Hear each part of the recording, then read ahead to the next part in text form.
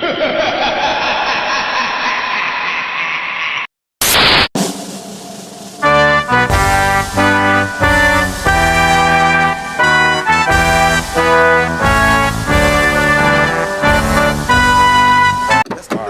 ready, man. Get ready. I'm finna let these niggas. What's up?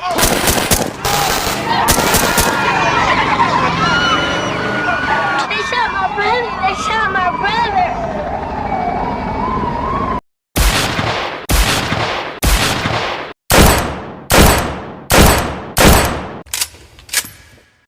The Purge movie, a fictional movie, is becoming a reality with the new Safety Act, aka the Safety, Accountability, Fairness, and Equity Today. The act will be in effect as of January 1st, 2023.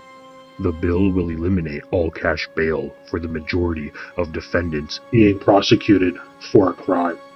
A judge will have the decision to decide the fate of the suspect to either release the criminals back into the population or determine if they pose a risk to society, imprisoning them. Unfortunately, according to statistics, many judges rule similarly to reformists and would send criminals back into society. Excluding non-violent crimes, there will be no bail or automatic detainment for second-degree murder, drug-induced homicide, or armed robberies. Chicago is known to be a violent city. In 2020, crimes such as murder, 696 cases reported, sexual assault, 1,432 cases reported, robberies, 5,964 cases reported, and aggravated battery, 6,883 cases reported, is a big part of the city's high crime rate. Compared to other non-violent crimes, such as burglary, arson, or car theft, statistics show in Chicago there is a 1 in 103 chance of a violent crime harming or affecting you. That's twice the average in Illinois. Your risk of violence can be affected by social class, neighborhood, and the people you know. Despite the Safety Act being a hot topic during the 2022 election, becoming a favorite debate among the campaign, while some states have moved forward eliminating cash bail, Illinois will be the first to abolish it on a statewide level. However, despite the cashless bail, the act implements several reforms to how policing is done within the state. Also, the acknowledgement of abusing police powers and being held accountable for their actions. The reforms are, and I quote, restricts the ability of police officers to negotiate residency requirements in cities of over 100,000 people, gives the Attorney General additional authority to investigate civil rights violations committed by a police officer. It allows anonymous complaints against officers and eliminates the requirement to sign an affidavit, requires the retention of misconduct records, and requires increased reporting of crime stats and use of force information from police departments. Adds additional restrictions to what constitutes a police officer's ability to use of force, such as banning chokeholds, clarifications on when deadly force is tolerable, and the proper administration of search warrants. The reform also includes that all police officers from every department will be required to wear a body cam by 2025. Many offenders on electronically monitoring devices will be given a 48-hour window for violating their parole for it to be considered a crime. According to Cook County Sheriff's Office, 2,600 adults were being electronically monitored since April last year. By December, that number has increased to 3,500.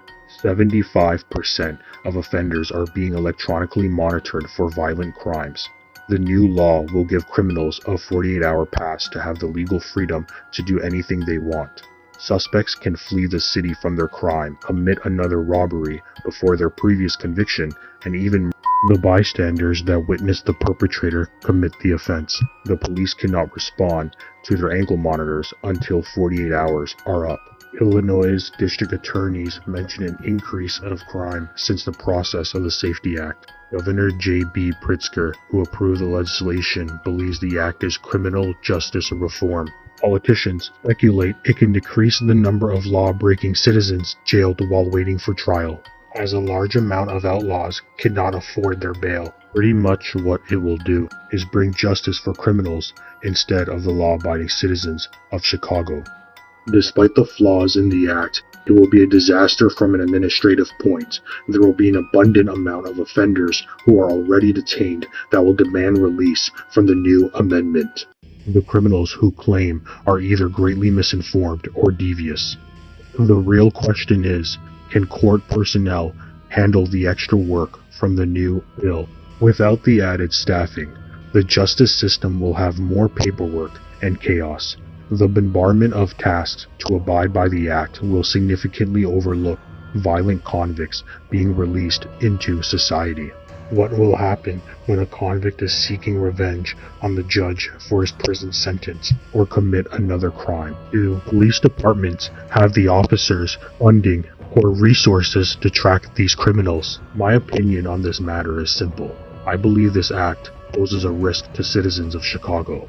The state is already riddled with violence, murder, and robberies. An act like this can increase public safety risks, endangering the innocent lives and giving convicts a hall pass to get away with crime more efficiently. Judges can lock up a prisoner each day based on how he feels. It's easy to send an innocent man to jail for the rest of his life. It works both ways, as releasing felonies back into the community the judge deemed safe will further corrupt and destroy Chicago's middle class and upper class neighborhoods. The new act will strain the justice system more, causing headaches, stress, and fear for first responders, further terrorizing the hard-working, tax-paying Americans. Who knows what will ever happen with this new law? Can it cause panic in society? Your average 9-to-5 worker doesn't feel comfortable living in Chicago anymore and will feel more of a need to purchase a firearm to defend themselves. As seen in the Purge movie, based on the stats and information above, it's already causing more disorder as many families living in the state feel pressure to leave to protect their loved ones, further driving down the housing market, job opportunities, and overall growth of the economy.